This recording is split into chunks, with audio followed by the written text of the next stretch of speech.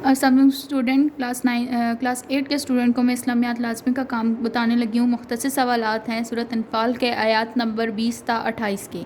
سوال نمبر 1 ہے، اس صورت میں اللہ اور اس کے رسول کے اطاعت کے بارے میں کیا فرمایا گیا ہے؟ دیکھیں، سب سے پہلی بات کہ جب تک ہم اللہ پر یقین نہیں مطلب رسول پر یقین نہیں کریں گے، ہم اللہ پر یقین نہیں کر سکتے، کیونکہ رسول صلی اللہ علیہ وسلم نے ہمیں اسلام کی تعلیم دی، ہمیں بتایا کہ اسلام کیا ہے، ہمیں کس کے مطابق زندگی بسر کرنی چاہیے۔ جب ہم اس دنیا میں آئے تھے تو ہمیں نہیں پتا تھا کہ ہماری زندگی کا مقصد کیا ہے، ہمیں کس کی عبادت کے لیے بھیجا گیا ہے یا ہمیں کیوں بنایا گیا ہے، ٹھیک ہے؟ تو یہ سارے سوالوں کے جواب جو تھے رسول صلی اللہ علیہ وسلم نے مکمل کیے۔ رسول صلی اللہ علیہ وسلم کو اللہ تعالیٰ نے تعلیمات دی اور انہوں نے یہ تعلیمات ہم لوگوں تک پہنچائی رسول صلی اللہ علیہ وسلم نے، اور ہم نے رسول صلی اللہ علیہ وسلم پر ایمان لانے کے بعد ہم نے اللہ پر ایمان لایا۔ سوال نمبر 2 ہے، کون لوگ کہتے تھے کہ ہم نے سن لیا مگر حقیقت میں انہوں نے نہیں سنا؟ منافقین اور کفار کہتے تھے کہ ہم نے سن لیا حالانکہ انہوں نے نہیں سنا۔ مطلب منافقین وہ کہتے تھے کہ ہم اللہ کو، مطلب ان لوگوں نے ایسے کیا تھا کہ ہم اللہ کو مان رہے ہیں، ہم یقین لا رہے ہیں، حالانکہ وہ یقین نہیں لاتے تھے۔ انہوں نے نہ اللہ کو مانا تھا نہ رسول کو مانا تھا، وہ اللہ اور رسول کو نہیں مانتے تھے، وہ لوگوں کے سامنے یہ شو کرواتے تھے کہ ہم اللہ اور رسول کو مانتے ہیں، حالانکہ وہ اللہ اور رسول کو نہیں مانتے تھے۔ وہ نماز قائم کرتے تھے، روزے رکھتے تھے، زکوٰۃ دیتے تھے، سب چیزیں کرتے تھے، لیکن وہ اللہ اور اس کے رسول پر جو تھے ایمان نہیں لائے تھے۔ اللہ تعالیٰ اور رسول کے احکامات سننے سے کیا مراد ہے؟ مطلب سننے سے مراد ان پر ایمان لانا اور دل و جان کے ساتھ ان پر عمل کرنا ہوتا ہے۔ مطلب اللہ اور اس کے رسول کے جو حکم ہیں ان پر ایمان لانا اور انہیں دل سے قبول کرنا کیا کہلاتا ہے؟ احکام سننا ہے۔ جو لوگ اللہ اور رسول کی باتیں سن کر ان پر عمل نہیں کرتے، ان کے لیے اس صورت میں کیا فرمان ہے کہ وہ جانوروں سے بھی گئے گزرے ہیں کیونکہ وہ عقل سے عاری ہیں۔ مطلب جو اللہ اور اس کے رسول پر عمل نہیں کرتے، ان کی آیات پر عمل نہیں کرتے، وہ ان کی زندگی بالکل بے رنگ ہے، کیونکہ جب تک ہم اللہ اور رسول پر ایمان نہیں لائیں گے ہمارا اسلام مکمل نہیں ہوگا۔ اور ان کی زندگی کیا ہے؟ ان کی زندگی بالکل ایک عقل سے عاری ہے، مطلب ان کو عقل نہیں ہے اور ان کی زندگی جانوروں سے بھی گئی گزری ہے۔ اللہ تعالیٰ کفار کو قرآن کے آیات سننے کی توفیق کیوں نہیں دیتا؟ وہ کیوں نہیں دیتا؟ اللہ کفار کو قرآن کے آیات سننے کی توفیق اس لیے نہیں دیتا کہ وہ ایک دفعہ سن کر ایمان لے بھی آئیں تو دوبارہ سے کفر پر پلٹ جائیں گے۔ مطلب وہ کفر کریں گے، شرک کریں گے، اللہ تعالیٰ کے ساتھ کسی کو شریک ٹھہرائیں گے، وہ اللہ تعالیٰ کو نہیں مانیں گے۔ ہاں، جب انہیں سنائی جائے گی وہ اس پر عمل تو کر لیں گے، لیکن وہ تب بھی اللہ اور اس کے رسول کے ساتھ کسی نہ کسی کو شریک ضرور ٹھہرائیں گے۔ مال اور اولاد فتنہ کیوں ہے؟ مال اور اولاد فتنہ اس لیے ہیں کہ ہر دونوں انسان کو بزدل اور کنجوس بنا دیتی ہیں۔ مطلب مال اور اولاد جو ہے یہ انسان کو بزدل اور کنجوس بنا دیتی ہیں۔ وہ اس لیے کہ مال کی لالچ میں انسان بہت سے گناہ کر جاتا ہے، اور اولاد جو ہے، اولاد کے لیے ماں باپ جو ہوتے ہیں وہ ہر قربانی دے سکتے ہیں، اور وہ اولاد کے لیے اولاد کی محبت میں جائز کام جو ہے وہ ناجائز طریقے سے بھی کرتے ہیں۔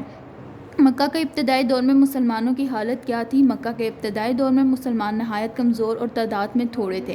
جب مکہ کا دور، مکی دور جب سٹارٹ ہوا تھا تو مسلمان اس وقت انتہائی کمزور تھے۔ آپ صلی اللہ علیہ وسلم مطلب اس وقت اتنے لوگ اسلام قبول نہیں کیا تھا، کیونکہ جب مسلمان اسلام قبول کرتے تھے، جب لوگ اسلام قبول کرتے تھے تو انہیں کفار مشرکین جو تھے وہ مارتے تھے، اور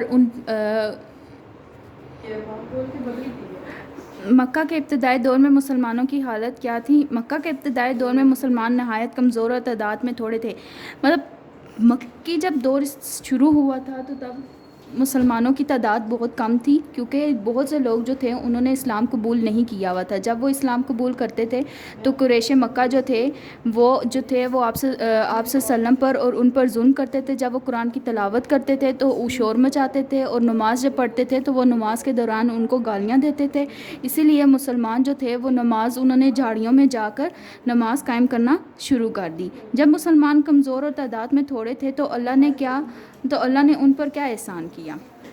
جب مکہ میں مسلمان کمزور اور تعداد میں تھوڑے تھے تو اللہ نے انہیں مدینہ منورہ میں محفوظ پناہ گاہ عطا کی اور اپنی مدد سے ان کی طاقت بنا دی. مطلب جب مسلمان مکہ میں ان کی تعداد کم تھی، ٹھیک ہے، تو قریش ان پر ظلم کرتی تھی، تو مسلمان مکہ سے ہجرت کر کے مدینہ کی طرف گئے. لیکن آپ صلی اللہ علیہ وسلم مکہ سے ہجرت کر کے مدینہ کی طرف نہیں گئے تھے، کیونکہ آپ صلی اللہ علیہ وسلم کو اس وقت اللہ کا حکم نہیں آیا تھا. آپ صلی اللہ علیہ وسلم اللہ کے حکم کے منتظر تھے. جب آپ صلی اللہ علیہ وسلم کو اللہ کا حکم آیا تھا تو انہوں نے مکہ چھوڑ کر مدینہ کی طرف ہجرت کی تھی. اللہ تعالیٰ نے مسلمانوں پر یہ احسان کیوں کیا؟ اللہ تعالیٰ نے مسلمانوں پر یہ احسان اس لیے کیا تاکہ مسلمان اللہ کا شکر ادا کریں. مطلب اللہ تعالیٰ نے انسانوں کا اللہ تعالیٰ کا شکر ادا کریں اور اس کے دیے ہوئے جو بھی اللہ تعالیٰ نے انہیں عطا کیا تھا اس پر وہ اللہ کا شکر ادا کریں اور اس پر عمل کریں. سوال نمبر 10 ہے، اس رکوع میں مسلمانوں کو کس چیز سے منع کیا ہے؟ اس چیز سے منع کیا گیا ہے کہ اگر آپ کے پاس امانت رکھوائی جاتی ہے تو اس میں خیانت نہ کریں. اور خیانت کیسے؟ مطلب آپ کے پاس کسی کا مال پڑا ہوا ہے تو آپ یہ نہ ہو کہ آپ اس میں سے نکال کے کسی کو دے دیں، تو یہ امانت میں خیانت ہوتی ہے. مسلمان کو کس کے ساتھ خیانت کرنے سے منع کیا گیا ہے؟ اس رکوع میں مسلمان کو اللہ اور اس کے رسول اور آپس میں ایک دوسرے کے ساتھ خیانت کرنے سے منع کیا گیا ہے، کہ یہ نہ ہو کہ وہ اللہ اور رسول پر عمل کر رہے ہوں لیکن جب قریش اور کافر آئیں تو وہ ان کی بات سنیں، وہ ان پر عمل کرنے لگ جائیں. یہ نہ ہو، وہ اگر اللہ کو مان رہے ہیں، رسول کو مان رہے ہیں تو پکے دل سے اس بات کا احترام کریں اور پکے دل سے اس کو مانیں.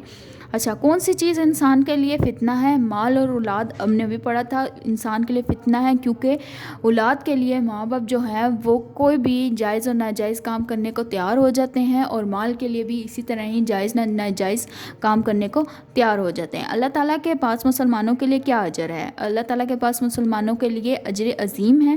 دیکھیں، اگر ہم نیک کام کریں گے، اللہ کے دیے ہوئے احکامات پر عمل کریں گے تو ہمیں کیا ملے گی؟ جنت ملے گی. جنت ملے گی تو ہم جہنم کی آگ سے محفوظ رہیں گے. اگر ہم غلط کام کریں گے تو ہم جہنم میں جائیں گے، ہم جہنم کی آگ سے محفوظ نہیں رہ سکتے. اچھا، یہ سارا کام آپ نے اپنی نیٹ نوٹ بک پہ لکھنا ہے اور یاد بھی کرنا ہے. اور اگر کوئی مشکل آ رہی ہے تو آپ اسی نمبر پہ کانٹیکٹ کر کے آپ پوچھ سکتے ہیں کچھ بھی اسکول کے بارے میں. مطلب آپ کو اس سبجیکٹ کے ریلیٹڈ کوئی بھی مشکل آ رہی ہے تو وہ آپ نے اسکول میں کال کر کے پوچھ لینی ہے. Thank you.